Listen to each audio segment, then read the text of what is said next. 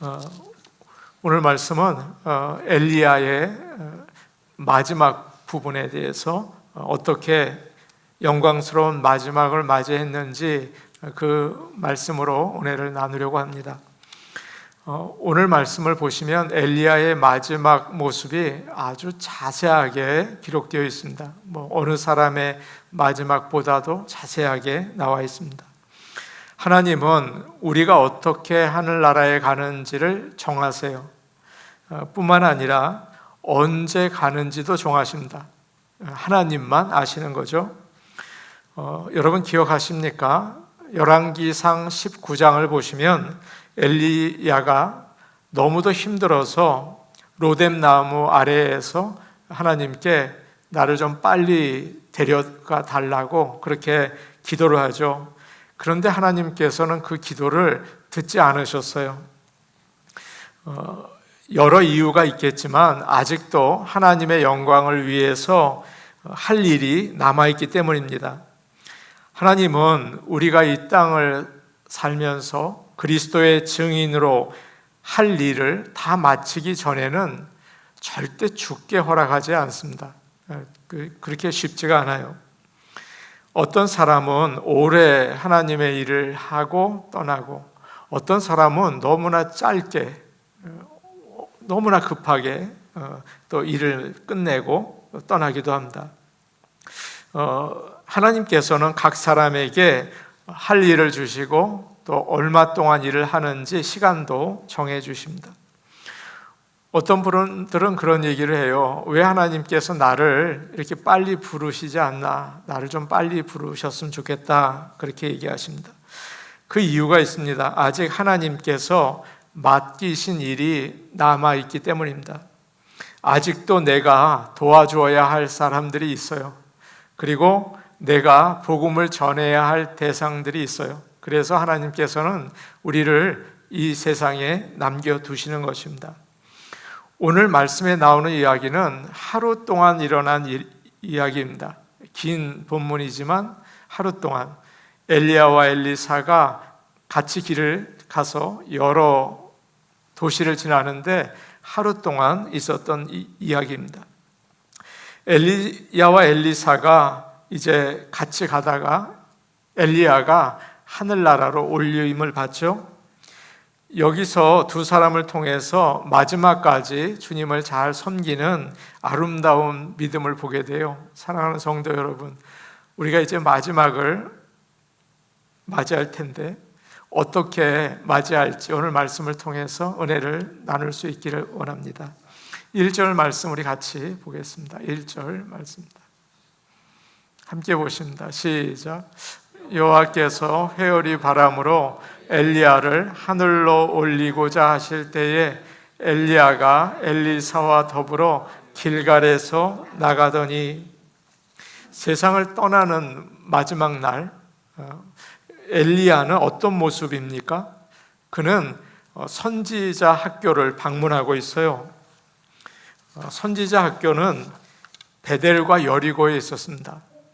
2절을 보면 엘리야가 엘리사와 함께 가면서 이렇게 얘기하죠. 여호와께서 나를 베델로 보내신다. 그런 이야기를 합니다. 또 4절을 보니까 여호와께서 나를 요단으로 보내신다. 그런 이야기를 해요. 부지런히 움직입니다. 여기서 우리가 마지막을 맞이할 텐데 어떻게 해야 될까 하는 것을 알 수가 있어요. 지금 세상을 떠나는 마지막 날인데 그는 끝까지 하나님의 말씀을 따라서 가고 있습니다. 어떤 사람들은 뜨거운 마음으로 예수를 믿어요. 막 뜨거워요. 그런데 점점 식어지더라고요. 나중에는 멀어져 있어요. 그러나 엘리야는 야고보가 말한 것처럼 여러분과 저와 똑같은 사람이에요. 그런데 마지막 날까지 하나님과 동행하고 있습니다. 참 신실하죠? 믿음의 사람이죠? 이제 엘리야가 세상을 떠날 텐데 과연 누가 그를 대신할 수 있을까요? 엘리야처럼 신실한 사람이 어디에 있을까요? 있겠습니까? 예, 있습니다. 엘리야를 마지막 순간까지 따라간 그의 제자 누굽니까? 엘리사예요. 헷갈리시면 안 돼요. 엘리야가 아니라 엘리사입니다. 엘리야는 가는 곳마다 엘리사에게 너 여기 남아 있어, 나를 따라오지 마라는 말을 반복해서 합니다. 왜 엘리야가 따라오지 말라고 했을까요? 참 궁금하잖아요. 혼자서 조용히 마지막을 맞고 싶어서일까요? 나 마지막 부분을 너에게 보여주고 싶지 않아, 따라오지 마, 너 여기에 있어, 그렇게 얘기한 것입니까? 아닙니다. 엘리야는 엘리사가 자기처럼 끝까지 하나님의 일을 할 수 있는지, 어떤 시험이 와도 이 사람이 이겨낼 수 있는지를 보려고 한 것 같아요. 그래서 가는 곳마다 너 여기 머물러, 나는 가겠다, 그렇게 얘기를 하죠. 그리고 가는 곳마다 선지자 학교 학생들이 엘리사에게 물어봅니다. 오늘 주님이 당신의 선생님을 하늘로 데려가려고 하시는 거 아십니까? 그러면 이제 당신은 어떻게 하실 겁니까? 이런 말을 계속해요. 이런 말을 들으면 이제 나는 어떻게 하나, 이 사역을 선생님도 없는데 그만둬야 되나, 복잡한 생각이 들겠죠. 그러나 엘리사는 이런 시험을 이기고 대답을 합니다. 선생님과 하나님 앞에서 제가 맹세합니다. 저는 선생님을 떠나지 않겠습니다. 길갈에서, 베델에서, 그리고 여리고에서 똑같이 얘기해요. 제가 하나님과 선생님 앞에서 맹세합니다. 전 절대 선생님을 떠나지 않을 겁니다. 그렇게 맹세를 해요. 그러면서 계속 가죠. 여기서 우리는 엘리사를 알 수 있어요. 어떤 상황에서도 변하지 않는다. 어떤 상황에서도 하나님을 붙잡는다. 그런 모습을 알 수가 있습니다. 열왕기상 19장 16절을 보면 엘리야가 하나님으로부터 이런 명령을 받아요. 열왕기상 19장 16절입니다. 우리 한번 같이 볼게요. 같이 볼게요. 시작. 너는 또 님시의 아들 예후에게 기름을 부어 이스라엘의 왕이 되게 하고 또 아벨 무홀라 사밧의 아들 엘리사에게 기름을 부어 너를 대신하여 선지자가 되게 하라. 하나님께서는 엘리야를 이어서 이스라엘을 인도하도록 누구를 선택했습니까? 엘리사를 이미 선택을 하셨어요. 엘리야는 그래서 엘리사에게 갑니다. 그가 농사를 짓고 있어요. 소를 데리고. 그럴 때 그를 지나면서 자기 겉옷을 벗어 던지죠. 그러자 엘리사는 밭을 갈던 소를 내버려 두고 엘리야에게 달려와서 이야기를 합니다. 제가 집에 가서 부모에게 작별 인사를 하고 돌아와서 선생님을 따르겠습니다 라고 약속을 해요. 그리고 나서 그때부터 지금까지 엘리야의 마지막 순간까지 엘리야를 따라다니고 있는 것입니다. 드디어 엘리야와 엘리사가 이제 베델도 갔다가 여리고도 갔다가 드디어 요단강가에 이르렀어요. 엘리야가 자기 겉옷을 벗어서 이걸 둘둘 말더니 이 강물을 칩니다. 그러자 강물이 갈라져서 둘은 마른 땅을 건너가게 되었어요. 여러분 여기서 어떤 모습 생각하세요? 마치 둘이 하늘나라에 가는 모습을 연상하게 되는 것이죠. 엘리사는 선생님이 죽을 때까지 함께 있었습니다. 참 충성된 사람이에요. 그러면서 어떻게 하나님의 일을 하는지 옆에서 봤겠죠? 하나님이 과연 어떤 일을 했는지도 봤겠죠? 만일 그가 따라다니다가 그만두었다면 죽도 밥도 안 됐겠죠? 끝까지 가서 하나님이 어떻게 역사하는지, 하나님의 일은 어떻게 하는지 볼 수가 있었던 것입니다. 다른 나라에 이민을 갔다가 남편이 죽고 아들 둘까지 죽고 혼자 된 여인이 있었습니다. 이제는 그냥 고향으로 역이민을 하는 거예요. 그런데 두 며느리가 따라오는 것입니다. 너무나 부담이 됐어요. 그래서 얘기를 하죠. 야, 너희들 앞으로 잘 되기를 축복한다. 너희들 집에 가서 새로운 인생을 출발해라 라고 이야기를 했어요. 첫 번째 며느리는 갔어요. 두 번째 며느리는 안 갑니다. 그러면서 계속 따라오면서 어머니 가라고 하지 마세요. 어머니의 백성이 내 백성이 되고 어머니의 하나님이 내 하나님이 되고 어머니가 죽으시는 곳에서 내가 죽겠습니다. 이런 대단한 결심을 해요. 얼마나 성실한지 이것을 본 분이 계세요. 하나님이십니다. 하나님이 이 여인을 보고 귀하게 여기셔서 아름다운 믿음의 가정을 세우게 하십니다. 거기서 예수님이 나오게 된 거죠. 룻의 이야기입니다. 저희 둘째 아이가 고등학교쯤 다닐 때였습니다. 방학에 할 일 없이 빈둥빈둥 노는 모습을 보고 제가 좋아하던 책 한 권을 소개했어요. 너 이거 한번 읽어봐라. 내가 너만 할 때 이 책을 읽었는데 잊어버릴 수 없이 너무 좋았어. 그러면서 카라마조프의 형제들이라는 책을 주었습니다.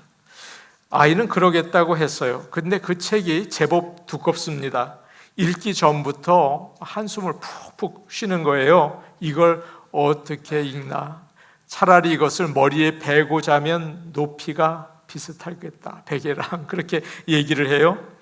조금 있다가 멈추고 아빠 이거 너무 읽기 재미가 없어. 한참 읽다가 또 멈추고 아빠 이거 정말 읽지 않겠어. 제가 그랬어요. 그냥 방학 동안 계속 좀 읽어 라고 얘기를 했습니다.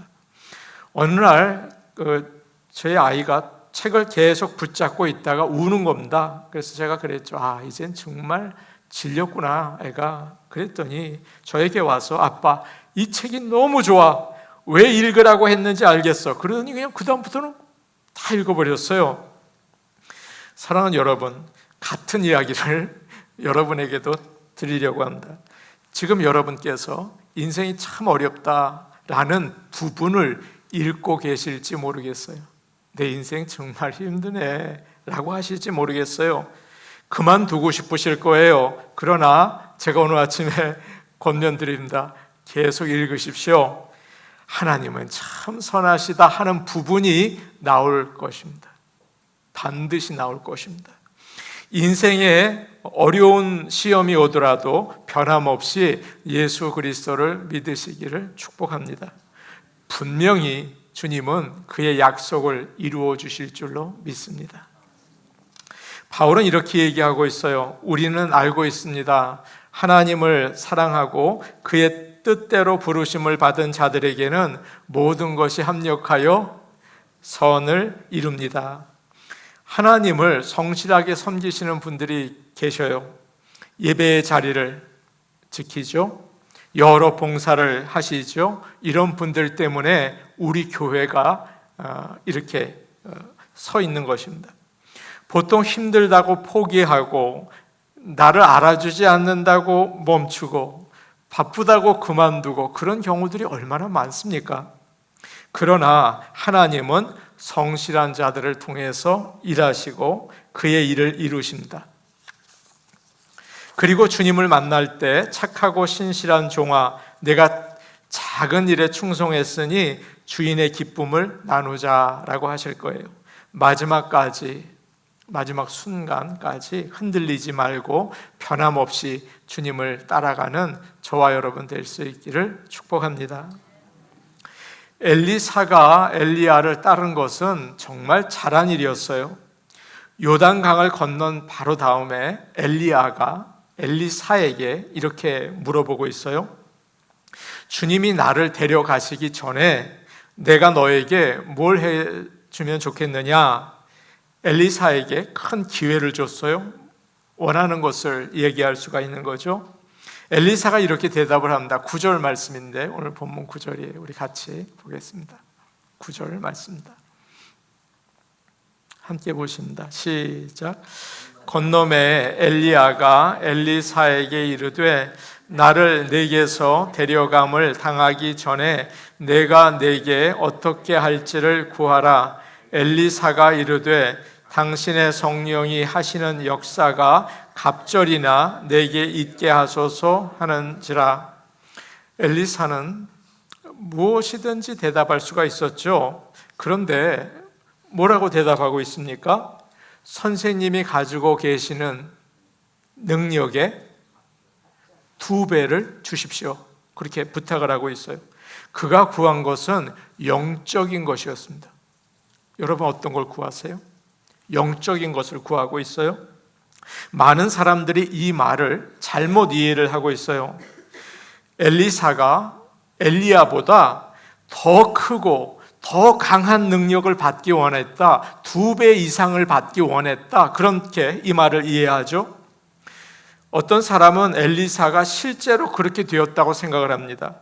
엘리사가 일한 시간이 엘리야보다 2배가 많고 엘리사가 행한 기적이 엘리야보다 2배가 더 많다. 사람들은 그렇게 계산을 하기도 해요. 아닙니다. 엘리사가 구한 것은 그런 것이 아니었어요. 엘리사는 지금 성경 말씀에 나와 있는 것을 가지고 구하고 있습니다. 신명기 21장을 보시면 아버지가 자기의 재산을 아들에게 물려줄 때 큰아들에게는 2배를 주기로 되어 있어요. 엘리사가 구한 것이 바로 이것이었습니다. 엘리사는 영적으로 엘리야의 큰아들이 되기를 원했던 거예요. 그래서 그가 나중에 엘리야가 회오리 바람을 타고 하늘로 올라갈 때 여러분 뭐라고 부르는지 아세요? 내 아버지요, 내 아버지요 라고 부르고 있어요. 엘리사는 엘리야의 맏아들이 되기를 원했던 것입니다. 그래서 엘리야가 하던 일을 이어서 하기를 원했어요. 그런데 선생님이 얼마나 놀라운 일을 하는지를 보았어요. 나는 도저히 할 수가 없어요. 전임 목사님이 하는 걸 봤는데 너무 목회를 나는 절대 따라할 수가 없어요. 엘리야와 함께 하신 성령님의 능력이 필요했던 것입니다. 그래서 엘리사는 엘리야의 지팡이나 엘리야의 겉옷이나 그의 명예를 원하지 않았어요. 무엇보다 영적인 축복을 받기 원했습니다. 엘리야와 같은 성령의 능력을 달라고 기도하고 있었던 것입니다. 사랑하는 여러분, 우리는 잘 사는 사람을 보면서 부러워합니다. 나는 정말 저 집처럼 됐으면 좋겠다. 저 집 아이들 잘 나가는데 우리도 그랬으면 좋겠다. 또 비즈니스 잘 되는 사람을 보면서 저 집 정말 비즈니스 잘 되는데 우리 가게도 저렇게 됐으면 좋겠다. 그렇게 생각하죠. 그런데 먼저 정말 우리가 부러워해야 할 것이 있습니다. 믿음 좋은 분들을 보면서 나도 저렇게 믿으면 좋겠다. 한경직 목사님을 보면서 나는 저런 목사가 되면 좋겠다라고 해야겠죠. 그런 마음이 있어야 합니다. 열심히 기도하는 분, 겸손하게 봉사하는 분을 보면서 나도 저렇게 하나님을 잘 섬길 수 있으면 좋겠다. 그런 마음의 결심을 할 수 있는 믿음의 사람들이 될 수 있기를 바랍니다. 엘리사처럼 말이죠. 하나님은 솔로몬 왕에게 비슷한 질문을 했습니다. 내가 너에게 무엇을 해주면 좋겠느냐? 한번 얘기해봐라. 여러분 뭐라고 구하시겠어요? 그때 솔로몬은 엘리사와 참 비슷한 상황에 있었습니다. 다윗이 죽었어요. 그 다음에 나라를 다스려야 하는데 자기는 어린 아기 같은 거예요. 다윗이 얼마나 정치를 잘했습니까? 자기는 정치를 해본 적이 없는 거예요. 얼마나 불안했겠어요? 그가 구한 것은 부도 아니고 영광도 아니고 건강도 아니었죠. 하나님, 지혜를 주시옵소서. 이 백성들을 정말 잘 다스리고 선과 악을 구별할 수 있게 도와주세요 라는 기도를 드렸던 것입니다. 사랑하는 여러분, 하나님께 무엇을 구하는가를 보면 그 사람의 영적인 상태를 알 수가 있습니다. 나는 부와 영광과 건강만을 구하고 있습니까? 아니면 성령의 능력을 구하고 있습니까? 한번 오늘 정확히 생각해 보시면 좋겠습니다. 여러분 뭘 구하고 있습니까? 하나님 조금 더 경제적인 안정을 주세요. 그것만 구하십니까? 하나님 저에게 좀 더 건강을 주세요. 그것만 구하십니까? 영적인 것도 구하시기 바랍니다. 하나님 나에게 믿음을 주시고 성령의 충만함을 더해 주세요. 이렇게 기도하실 수 있기를 축복합니다. 기도의 능력을 주세요. 말씀의 능력을 주세요. 거룩의 능력을 주세요. 이렇게 기도하면 참 좋겠습니다. 한번 따라해 보실까요? 기도의 능력을 주세요. 말씀의 능력을 주세요. 성령의 능력을 주세요. 그런 영적인 것을 구할 수 있는 성도들이 되기를 원합니다. 우리는 어떻게 성령의 능력을 받을 수 있을까요? 오늘 말씀에서 엘리사는 좋은 모델을 보여주고 있어요. 그는 먼저 자신이 부족하다는 것을 알았습니다. 엘리사 선생님의 영적인 능력의 2배를 달라고 하고 있어요. 무슨 뜻일까요? 자신이 부족하다는 거예요. 하나님께서 선생님과 함께 하신 것처럼 나와 함께 해주지 않으시면 나는 아무것도 할 수 없습니다. 성령을 부어주세요. 그렇게 하나님께 구하고 있습니다. 성경에 대한 지식이나 기독교 교리나 하나님의 일을 하는 실제적인 방법들은 다른 사람이 가르쳐 줄 수가 있습니다. 목사가 가르쳐 드릴 수 있어요. 성경에 대한 지식, 그리고 기독교의 닥트린, 그리고 여러분이 교회에서 어떻게 생활하는지는 제가 가르쳐 드릴 수가 있어요. 그러나 성령의 능력만큼은 사람이 가르쳐 줄 수 없다고요? 힘들다고요? 아무리 여러분이 나는 좋은 신학교에 가서 공부를 해야겠다 돈을 내고 신학교의 좋은 교수님에게 배워도 영적인 축복은 받을 수가 없습니다. 엘리사도 줄 수가 없었어요. 그래서 이 부탁을 들은 다음에 엘리야가 뭐라고 대답을 합니까? 너가 참 어려운 것을 구하는구나. 오직 하나님만 성령을 주실 수 있고 하나님만 성령의 충만함을 채워주실 수 있기 때문입니다. 많은 사람들은 그저 다른 사람에게 배우는 것으로 만족하십니다. 주일날 설교 듣는 거, 성경 공부하는 거, 복음방송 듣는 걸로 만족하세요. 물론 하나님께서는 사람들을 통해서 필요한 것들을 우리에게 주시죠. 그러나 꼭 기억하십시오. 하나님께서 손을 얹으시고 성령을 부어주셔야 돼요. 아무리 좋은 것을 다 가지고 있다고 해도, 지식과 사람과 물질이 있다고 해도 성령의 능력이 없이는 하나님의 영광을 나타내기가 참 어렵습니다. 그래서 예루살렘 교회는 7 집사를 선출할 때 이런 사람들을 뽑았어요. 사도행전 6장 3절 말씀인데 우리 같이 보도록 하겠습니다. 사도행전 6장 3절 말씀입니다. 같이 보겠어요? 시작. 형제들아 너희 가운데 성령과 지혜가 충만하여 칭찬받는 사람 7을 택하라. 우리가 이 일을 그들에게 맡기고 사랑을 베풀고 어려움을 이겨내고 복음을 전하기 위해서는 성령의 능력이 필요합니다. 그러기 위해서 하나님께 성령을 달라고 기도하시고 성령을 충만히 부어달라고 계속 구하시기를 원합니다. 이것이 우리의 간절한 기도가 되기를 바랍니다. 엘리야가 이제 이렇게 대답을 하죠. 10절, 오늘 본문 10절 말씀입니다. 우리 같이 볼게요. 시작. 이르되 내가 어려운 일을 구하는도다. 그러나 나를 내게서 데려가시는 것을 내가 보면 그 일이 내게 이루어지려니와 그렇지 아니하면 이루어지지 아니하리라 하고, 성령의 능력을 주는 것은 엘리야가 마음대로 할 수 없었습니다. 주고 싶은 사람에게 주고 주기 싫으면 주지 않고 그럴 수가 없었던 거죠. 하나님만 하실 수 있어요. 그래서 그는 엘리사에게 이렇게 이야기를 합니다.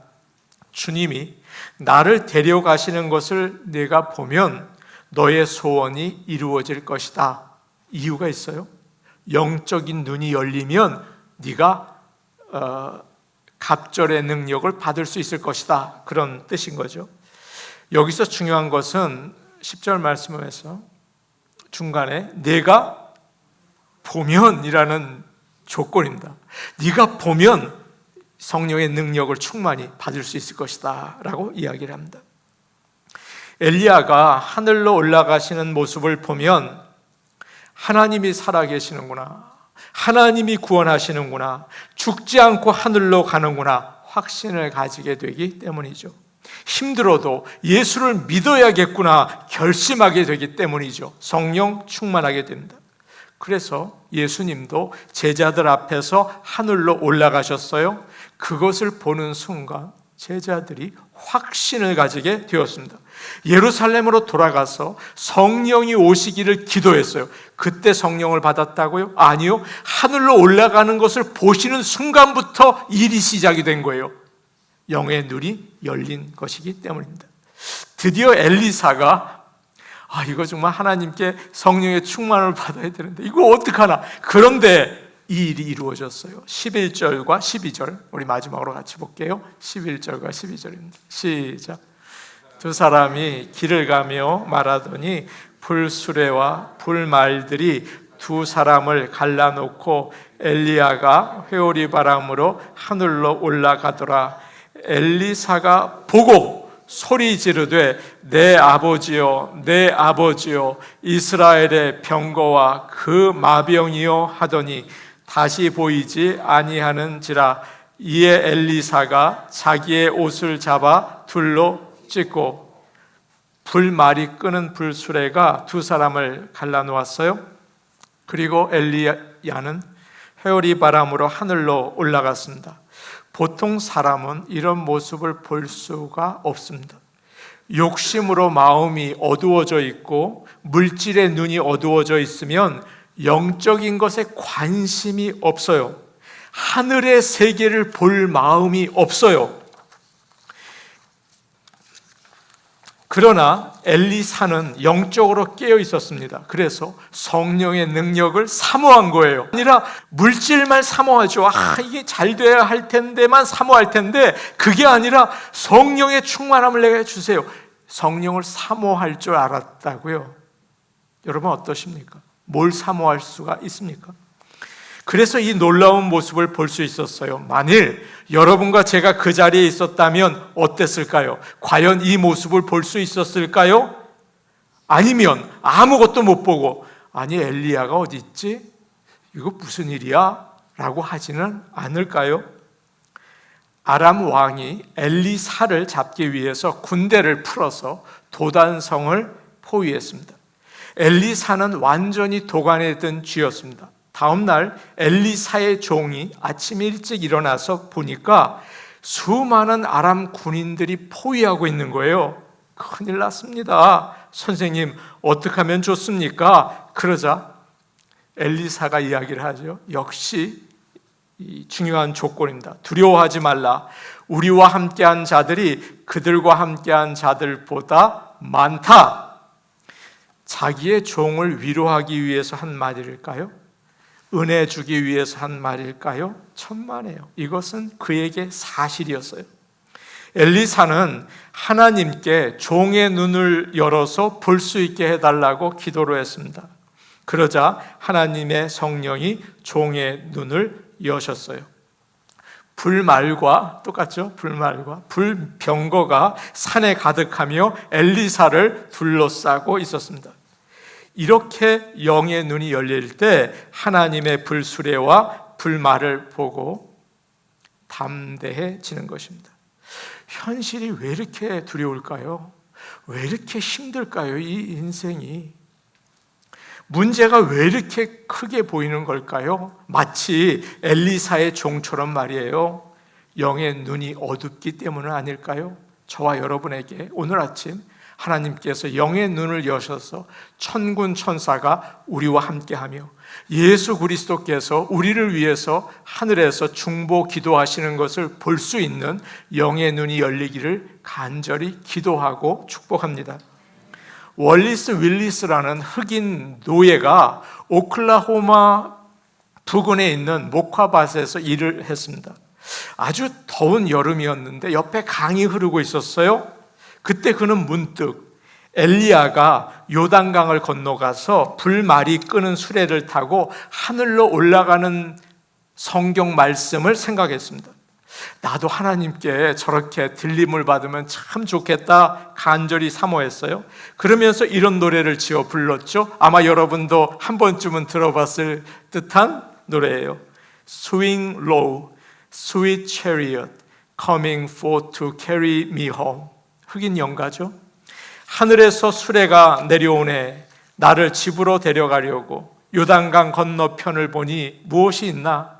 천사들이 나를 데리러 오네. 당신이 나보다 먼저 그곳에 가면 모든 친구들에게 말해주게.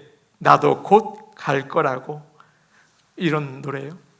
흑인들은 이 노래를 부르면서 엘리야처럼 하늘의 병거를 타고 올라가기를 기대했습니다. 힘든 노예 생활 가운데 하늘나라를 바라보면서 기도했습니다. 어떤 분이 췌장암 4기 진단을 받았어요. 여러분, 췌장암 4기면 참 어렵죠?